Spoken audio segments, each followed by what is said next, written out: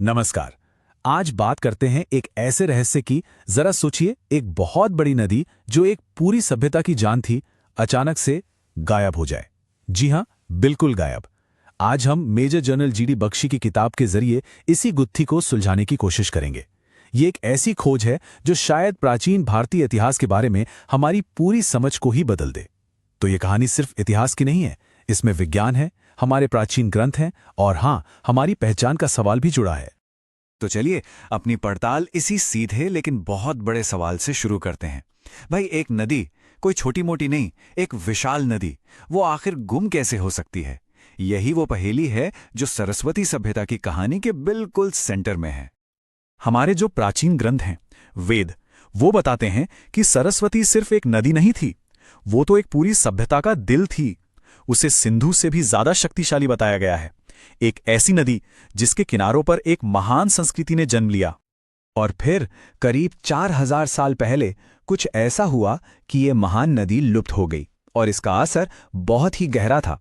माना जाता है कि इसी वजह से उस दौर की सबसे ताकतवर सभ्यताओं में से एक हड़प्पा सभ्यता का पतन शुरू हो गया। सदियों तक ये सिर्फ एक कहानी थी, ग्रंथों में लिखी एक बात। तो सवाल ये है कि आज के विज्ञान ने इस पुराने रहस्य से पर्दा उठाया कैसे? चलिए देखते हैं। और यहीं पर आकर साइंस ने कमाल कर दिया। कई अलग अलग फील्ड्स के रिसर्चर्स ने मिलकर ये पता लगाया कि आज जिसे हम घग्गर हखरा नदी का सूखा रास्ता देखते हैं, असल में वही पौराणिक सरस्वती नदी थी। ये कोई छोटी मोटी खोज नहीं थी। ये टाइमलाइन देखिए, ये नदी और सभ्यता के रिश्ते को एकदम साफ कर देती है। कहानी बिल्कुल सीधी है।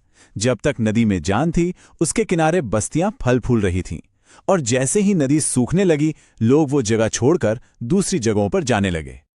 और देखिए, ये कोट भी तो इसी बात पर मोहर लगा रहा है कि नदी का वजूद खत्म हुआ और पूरी की पूरी सभ्यता को अपनी जगह बदलनी पड़ गई। कनेक्शन बिल्कुल सीधा और साफ है। लेकिन ये खोज सिर्फ एक नदी को ढूंढ निकालने की नहीं थी। नहीं, बिल्कुल नहीं। असल में यहां से इतिहास की एक बहुत पुरानी और स्थापित कहानी पर गंभीर सवाल उठने शुरू हो गए। अब तक हमें इतिहास की किताबों में क्या पढ़ाया गया है?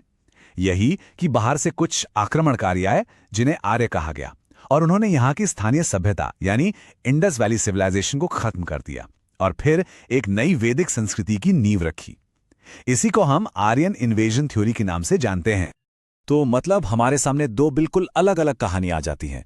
एक तरफ है वो जानी पहचानी आर्यन इन्वेजन थ्योरी, और दूसरी तरफ है ये नया सरस्वती सभ्यता का सिद्धांत, जो कहता है कि नहीं, सभ्यता किसी हमले से खत्म नहीं हुई, बल्कि कुदरत की वजह से, मतलब क्लाइमेट चेंज की वजह से खत्म हुई, क्योंकि नदी सूख गई थी। और ये कि वैदिक संस्कृति कोई बाहर से नहीं लाया, वो यहीं इसी जमीन पर पैदा हुई और फली फूली। और ये किताब पुरानी थ्योरी पर कई तीखे सवाल खड़े करती है, जैसे अगर इतना बड़ा हमला हुआ, इतना बड़ा नरसंहार हुआ, तो उसके सबूत कहाँ हैं? खुदाई में क्यों नहीं मिले? और वो 100 किले शहर कहाँ हैं जिनका जिक्र मिलता है, जबकि हमें सिर्फ 10 बड़े शहर मिले हैं? ये वो सवाल हैं जो पुरानी धारणाओं को सीधे सीधे चुनौती दे रहे हैं। तो इन सवालों के जवाब में ये किताब एक बिल्कुल अलग ही कहानी पेश करती है। एक ऐसी सभ्यता की जो यहीं जन्मी, यहीं पली बढ़ी और यहीं विकसित हुई।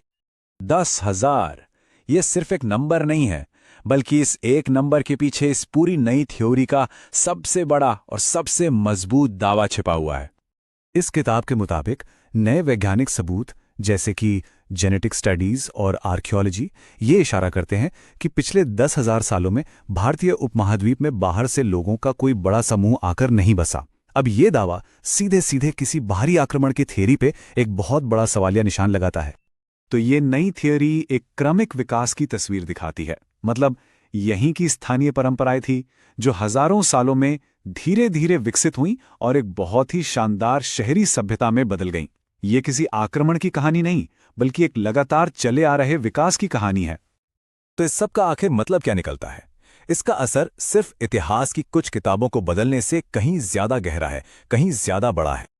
ये जो कोट है, इस पूरी खोज की असली मायने बताता है कि ये सिर्फ एक नदी को ढूंढना नहीं है, ये तो एक तरह से एक सभ्यता की अपनी पहचान, अपनी आत्मा को फिर से खोजने जैसा है। और सच पूछिए तो यही इस पूरी बहस का दिल है। ये सिर्फ तारीखों और जगहों की लड़ाई नहीं है, ये सवाल इस बारे में है कि भारतीय सभ्यता की जड़ें आखिर हैं कहाँ? क्या हमारी संस्कृति की नींव कहीं बाहर से आई या वो यहीं की मिट्टी से उपजी? ये अपनी जड़ों को समझने की एक बहुत बड़ी कोशिश है। और हम आपको इसी एक विचार के साथ छोड़े जा रहे हैं कि जब नए नए वैज्ञानिक सबूत हमारे इतिहास की पुरानी समझ को चुनौती देते हैं, तो ये सिर्फ हमारे अतीत को नहीं, बल्कि हम आज कौन हैं, इस कहानी को भी फिर से लिखने का एक मौका